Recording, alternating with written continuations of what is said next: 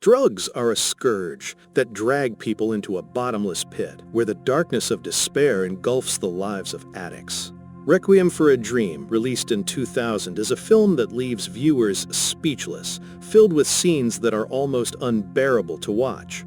Once considered a classic, it now seems to have been somewhat forgotten. Director Darren Aronofsky used the language of images and sound to directly convey the psychological and emotional states of characters consumed by drugs. Every frame, every cut is meticulously calculated, pulling the audience into a haunting journey, a tragic symphony that needs no words.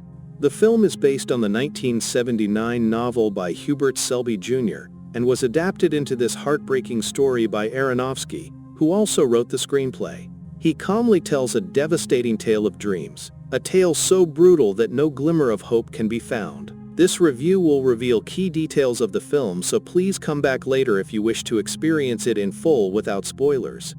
The film begins with Sarah, played by Ellen Burstyn, arguing with her son Harry, portrayed by Jared Leto. This opening scene introduces the two central characters of the story. Immediately after, the film shifts to the warmth of summer, the brightest season of the year, symbolizing a fleeting golden period in the destinies of the characters. The narrative paints an honest, vivid, and comprehensive portrait of the lives of four main characters. Sarah is a widowed, middle-aged single mother living in poverty. Her only solace in a monotonous life is television and boxes of chocolates. Her only son Harry is aimless, lazy, and slipping deeper into drug addiction, having never received a proper education. Tyrone, played by Marlon Wayans, is Harry's close friend. Coming from a poor background and raised by his mother alone, he longed for power as a child, but as an adult finds himself stealing and dealing drugs alongside Harry. The last of the four is Marion, portrayed by Jennifer Connelly, Harry's girlfriend. Coming from a well-off family, she chose to leave her parents behind to live independently, working as a freelance designer. With her family absent from her life, Harry becomes her only source of emotional support. Thus, four characters and four intertwined fates are introduced against the backdrop of a radiant summer, their momentary season of glory. In the beginning, every dream seems bright and full of promise. Harry, Tyrone, and Marion all long for a better life, a way out of the slums of poverty and addiction. Harry and Tyrone dream of getting rich quickly, and after a string of hardships, they recklessly throw themselves into drug dealing, chasing fortune like gamblers who never stop to consider the consequences. At first, business goes smoothly, and the money flows. Marion's dream of opening a fashion boutique also begins to take shape. All three addicts share the same desire, to build a better life. Perhaps there were many other paths available, but each of them chose the most dangerous shortcut without a moment's hesitation, a road that from beginning to end they never questioned. Meanwhile, Sarah's fate takes a different turn. The widow's dream suddenly seems within reach after a phone call promises her a spot on her favorite television game show. This newfound hope blossoms like the first flower of spring. To prepare for her grand moment, Sarah fixates on the red dress she has long dreamed of wearing, imagining the day she will finally shine on screen. Above all, she yearns for her son to stand by her side, to share her happiness, and free her from the crushing loneliness of her small home, where television, chores, and sweets are her only companions. Determined to lose weight for the show, Sarah embarks on a strict diet. But food cravings overwhelm her, and the results never come. Out of desperation, she visits a doctor and begins taking diet pills, a fateful decision that marks the beginning of her downfall. Sarah is portrayed as a tender, gentle mother, forgiving even when her son makes mistakes. Why don't you tell already the police? Maybe they could talk to Harry. He wouldn't be stealing no more the TV. Mr. Rabinowitz, I couldn't do that. Harry's my only child. Ellen Burstyn delivers an extraordinary performance, embodying both the humanity and fragility of Sarah with heartbreaking authenticity. As quickly as the bright days arrive, autumn soon follows, a season that symbolizes decay and decline. From this moment on, the film shifts direction, pulling us into the harrowing battle of addiction and the characters' excruciating inner struggles. Harry and Marion sink deeper into dependence, while Tyrone inevitably shares the same fate. Throughout the film, Aronofsky employs rapid-fire montage sequences to depict the ritual of drug use, powder being cut, lines being snorted, pupils dilating, needles piercing skin, substances coursing through the bloodstream. These shots, repeated countless times, become a visceral language that reflects the character's descent into addiction. At the same time, the second half of the story dives into Sarah's tragic psychological collapse. Her downfall is portrayed with such intensity and allure that it becomes the emotional centerpiece of the film, transcending mere plot. Every day she consumes more of the so-called miracle diet pills, laced with amphetamines, stimulants that overstimulate her nervous system and propel her toward a terrifying world of hallucinations.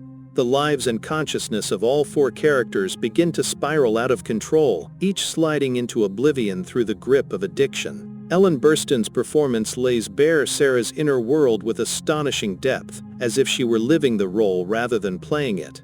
Her portrayal becomes the film's beating heart, a masterful achievement. One of the most striking sequences comes during Sarah's second doctor's visit. The visuals become warped, oppressive, as if the entire frame were seen through a distorting magnifying glass.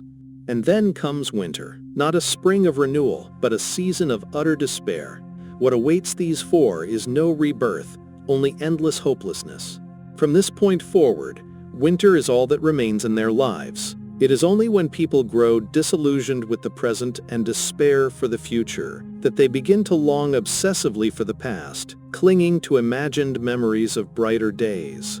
These characters once had dreams. They were poor, but they had moments of happiness. Yet once drugs and medication consumed their lives, everything shattered. The film stands as both encouragement and warning, a haunting reminder of the devastating power of addiction. If Sarah began the story as a red rose in bloom, by the end, she has withered into a blackened, dying flower. For Harry, Tyrone, and Marion, drugs offered only a fleeting escape, a brief taste of relief, a momentary illusion of their dreams fulfilled. But that sweetness was the path of no return. Though there is no clear spring within the film's cycle of seasons, the ending still carries a hidden suggestion of rebirth. In the final moments, as each character curls into the fetal position, the image reflects not only their despair, but also the faintest symbol of a new beginning. Requiem for a Dream is a work that etches sheer horror into our minds about the world of addiction. The story can be divided into two main threads. One focuses on the physical destruction of Harry, Tyrone, and Marion, while the other delves deeply into Sarah's psychological collapse and the erosion of her humanity. They do not turn to drugs for pleasure, but out of loneliness and a desperate desire for connection with the world. Yet surrendering herself fully to that illusion brings them to the brink of ruin. Jared Leto and Jennifer Connelly went through significant physical transformations for their roles, losing weight dramatically and even living like the homeless for a time in order to immerse themselves in the mindset of addicts. An interesting detail is that Hubert Selby Jr., author of the original 1979 novel, also appears in the film in a minor role. Finally back into it! Come on! Another striking highlight of the film is its soundtrack, crafted with great dedication by composer Clint Mansell. His piece Lux Eterna perfectly encapsulates the despair and collapse of the characters, and has since been reorchestrated, becoming one of the most widely used pieces in movie trailers and television programs. The film received high praise from many critics, both for its artistry and for its unflinching harshness. Running through the narrative are portrayals of everyday human struggles, expressed with extraordinary clarity. The unconditional love of a mother for her son, the fragile yet fervent love between young people who depend on one another, and a friendship willing to accept risk and sacrifice in times of hardship. Requiem for a Dream is not an easy film to watch. It strikes like a punch to the soul, leaving behind a bitter and haunting aftertaste. Yet it is precisely its rawness, audacity, and artistry that elevate it into a cinematic classic, a truthful, deeply human indictment of the tragedies that befall us. If you enjoyed this video, don't forget to hit the like button and subscribe for